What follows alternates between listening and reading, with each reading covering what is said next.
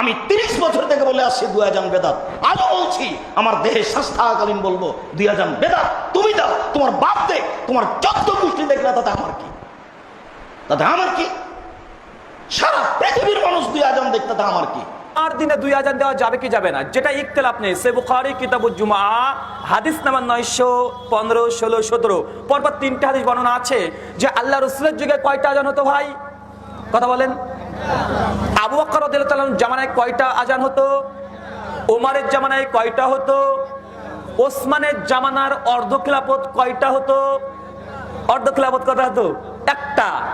আলী বিন আবি তালিব রাদিয়াল্লাহু তাআলার জামানায় কয়টা হতো? একটা। তার মানে বোঝা গেল আল্লাহ রাসূলের জামানায় একটা, আবু বকরের জামানায় একটা, ওমরের জামানায় একটা, আলীর জামানায় একটা, ওসমানের অর্ধ খিলাফত পর্যন্ত একটা। তার মানে বোঝা 4 খলিফার মধ্যেও শুধু এক খলিফার অর্ধ খিলাফত পর্যন্ত কটা হতো? 2টা।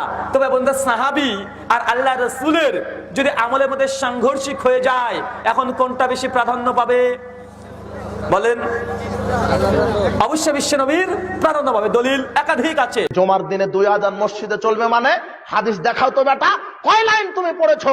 মসজিদে 2 আযান দিতে হবে, পৃথিবীতে কলমের কালি দিয়ে কোনো কিতাবে লেখা নেই। তুমি দেখাও তো বেটা, কয় লাইন তুমি পড়াশোনা করেছে? মসজিদে জুমার 2 আযান দিতে হবে এরকম হাদিস পৃথিবীতে নেই। যদি কোনো জামাত সাহাবাদেরকে বিদাতি বলি, কোন জামাত সাহাবাদেরকে ফাসিক বলি, যদি কোনো জামাত এমন হয় যে সাহাবা বা সাহাবীদের আমল দেখালে বলে ছাড়ো সব, কোরআন চাই, হাদিস চাই, আল্লাহ এবং আল্লাহর রাসূল অনুসরণীয়, আর কে কি বললো জানি না, কে কি বললো জানি না মানে সাহাবাদেরকে মানি না, যদি তাদের নেচার, অভ্যাস, স্বভাব এমন হয়, তাহলে বুঝবেন নিশ্চয়ই তারা 72টি চোরা দরজার কোন দরজায় ঢুকে পড়েছে। এরা নাজাত প্রাপ্ত দল নয়। সাতাফতারিকু উম্মতি আলা 73 মিল্লাহ। কিয়ামতের প্রাককালে আমার উম্মত 73টি দলে বিভক্ত হবে। বড় বড় ভয়াবহ জামানা। মানুষেরা দিশাহারা হয়ে পড়বে, কোন দিকে যাই, কোন জামাতে যাই। প্রত্যেকেই তো কোরআন সুন্নাহর কথা বলছে। এমত অবস্থায় আপনাকে স্মরণ রাখতে হবে প্যারে নবী সাল্লাল্লাহু আলাইহি সাল্লামের সুন্নাত এবং রাসূলুল্লাহ সাল্লাল্লাহু আলাইহি সাল্লামের সাহাবাদের আদর্শ, আকীদা, আমল, মত পথ। এছাড়া নাজাতের কোনো রাস্তা নেই। অতএব আপনি কোন জামাতকে দেখছেন, উদাহরণস্বরূপ জুমার নামাজের জন্য 2টো আযান দেয়া হয়, বলছে একটা আযান দেব, আর একটা আযান, ওটা বিদআত। খুব ক্লিয়ার কথা বলছি। আপনি যদি কোনো জামাতকে দেখেন জুমার নামাজের জন্য তারা একটা আযান দেয়, আর একটা আযান বর্জন করেছে, কেন? ওটা বিদআতে উসমানী, উসমানের আবিষ্কার করা বিদআত। আপনি চোখ বুজিয়ে বলতে পারেন এরা আহলুস সুন্নাহ ওয়াল জামাতের অন্তর্ভুক্ত নয়।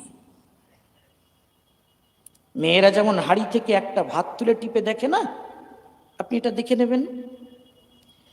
জুমার নামাজের জন্য 2টো আযান দেয় না, একটা আযান দেয়। আবার আপনাদের সামনে এসে বলে বুখারীর এত নম্বর হাদিসে এই আছে। কেন তারা সহিহ বুখারীর 916 নম্বর হাদিসটি পড়ে না? সহিহ বুখারীর 916 নম্বর হাদিসে পরিষ্কার বলছি, সামনে মিডিয়া আছে, যারা বসে আছেন আওয়াজ শুনছেন তারা কথা নোট করুন।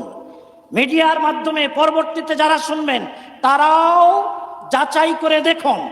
সহিহ বুখারীর 916 নম্বর হাদিস, উসমান রাদিয়াল্লাহু তাআলা আনহু সাহাবাদের উপস্থিতিতে জুমার নামাজের জন্য আরেকটি আযান চালু করলেন।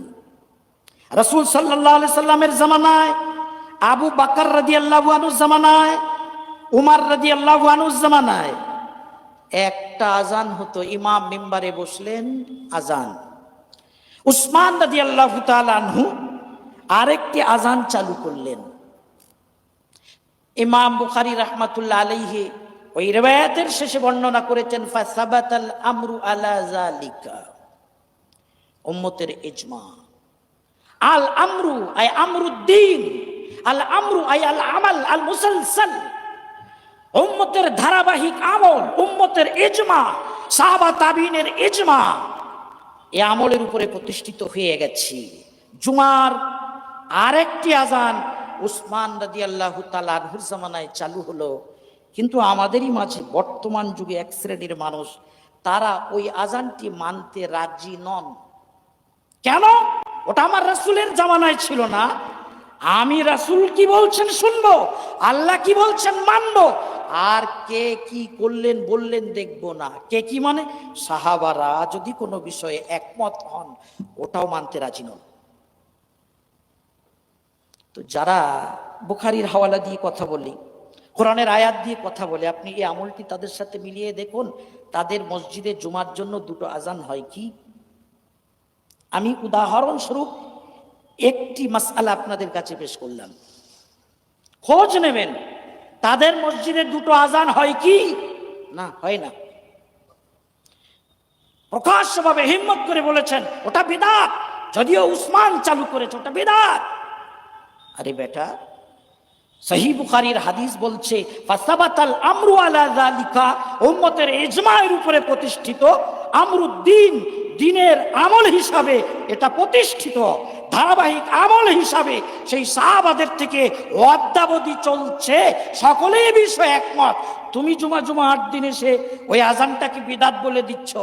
উসমান রাদিয়াল্লাহু তাআলা আনহু সহ সাহাবায়ে কেরামের জামাত যদি বিদআতি হন, তাহলে কি ইমাম আবু হানিফা রাহমাতুল্লাহ আলাইহির মুখে সোনার চামচ তুলে দেওয়া হবে? ভাবার বিষয় আছে।